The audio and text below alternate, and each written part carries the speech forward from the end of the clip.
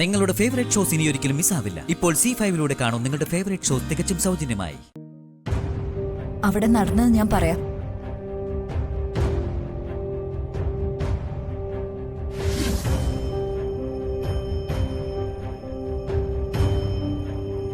അയ്യോ അമ്മേ,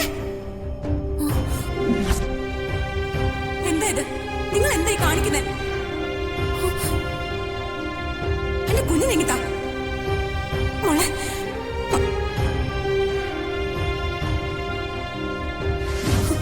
എന്നോട് ക്ഷമിക്കണം മീനാക്ഷി, എനിക്കിതല്ലാതെ മറ്റൊരു മാർഗമില്ലായിരുന്നു. ഞാനിപ്പോ ACP വിവരം അറിയിക്കും. ACP വരട്ടെ. വരുത് മീനാക്ഷി, വരുത്. എന്നെ കണ്ട കാർത്തിക് കൊന്നുകളയും. ഒരു പ്രാവശ്യത്തേക്ക് മാത്രം ഞാൻ എന്റെ കുഞ്ഞിന് ഇത്തിരി പാല് കൊടുത്തോട്ടെ. ഒരു പ്രാവശ്യത്തേക്ക് മാത്രം.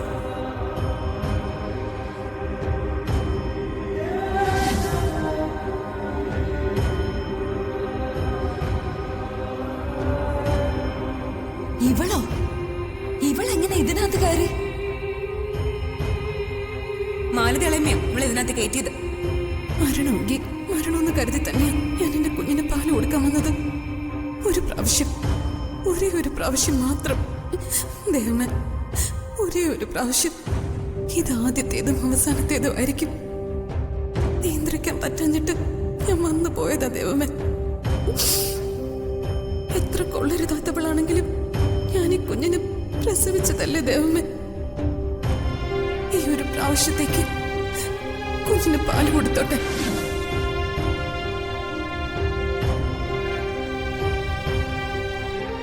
ഒടുവിൽ ആ മൈഥിലിയുടെ കണ്ണീരിന്റെ മുന്നില് മീനാക്ഷി അലിഞ്ഞു പോയി. നിന്നോട് ആ നിമിഷം ആ സത്യം പറഞ്ഞാല് നീ മൈഥിലിയെ കൊല്ലും.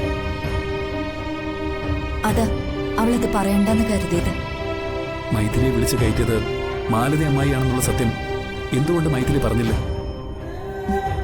അവള് പറയില്ല മോനെ, അതാണ് മീനാക്ഷി. തമാശ പലതും അവള് കാണിക്കും, പക്ഷെ കുടുംബം തകർക്കുന്ന ഒരു കാര്യവും അവള് ചെയ്യില്ല. ഇതിലെ കുടുംബം തകർക്കുന്ന എന്ത് കാര്യമാ മാലതി അമ്മായി ചെയ്തത്? തെറ്റല്ലേ? തെറ്റ് തന്നെയാണ്. പക്ഷെ തൽക്കാലം മാലതിയോട് നമുക്ക് ക്ഷമിച്ചേ പറ്റൂ. കാരണം ഈ സത്യം അമ്മ അറിഞ്ഞാൽ മാലതിയെ ചെമ്പകമംഗലത്ത് നിന്ന് പുറത്താക്കും. ജഗദീഷ് എങ്ങാനും അറിഞ്ഞാല് മാലതിയെ കൊന്നുകളയും. ദയവായി എന്റെ പൊന്നുമോൻ ഇത് വീട്ടിൽ മറ്റാരോടും പറയരുത്. സത്യം അറിയാതെ ഞാൻ മീനാക്ഷി തല്ലിയല്ലോ ദൈവമേ. ഞാനും മീനാക്ഷിയും സന്തോഷത്തോടെ ജീവിക്കാൻ ശ്രമിക്കുക. ഈ മൈഥിലി വന്ന് എന്റെ കുഞ്ഞിനെ എന്തിനാ ഇങ്ങനെ ശല്യപ്പെടുത്തുന്നേ? അതെ, കുഞ്ഞിനെ ഡിസ്ചാർജ് ചെയ്തു, നമുക്ക് പോവാം.